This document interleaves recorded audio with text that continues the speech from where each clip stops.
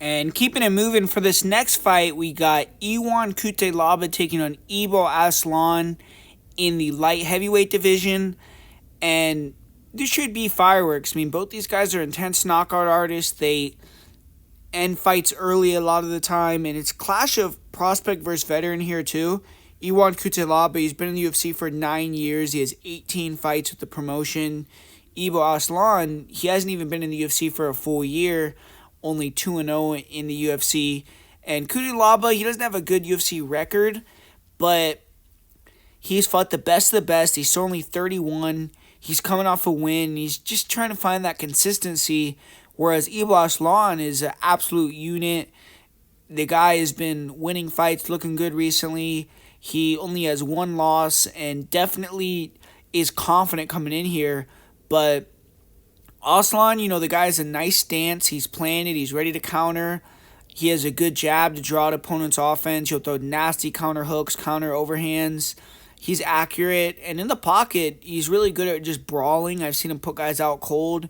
His low kicks are super hard. Slick head kicks. He can get kind of wild, but I feel like he's the more powerful and durable guy if these guys just slug this out here. And he's physically strong, so he's decent in the clinch. He'll throw nice elbows on the inside. He'll break off with big punches. And I've seen him get some takedowns in fights, but when he gets on top, he doesn't really do much. He'll just hold guys.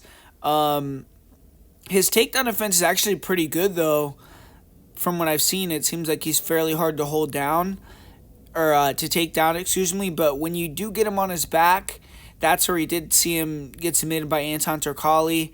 And it seemed like he got really tired after wrestling himself in the first round of that fight. So Cutelaba forced him to grapple is what he has to do here.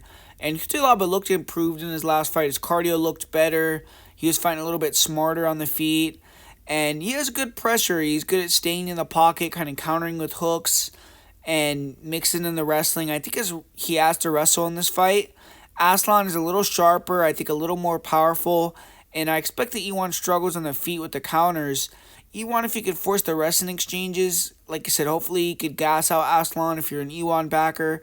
And Aslan, his cardio is very questionable. So even though Ion isn't necessarily known as a cardio guy, I think he probably has the edge there. If he could time some double legs, get on top, his ground and pound is really good. He's been able to mat return guys and kind of just dominate them. We all remember that 1080 ad against Justin Jacoby to make that fight a draw.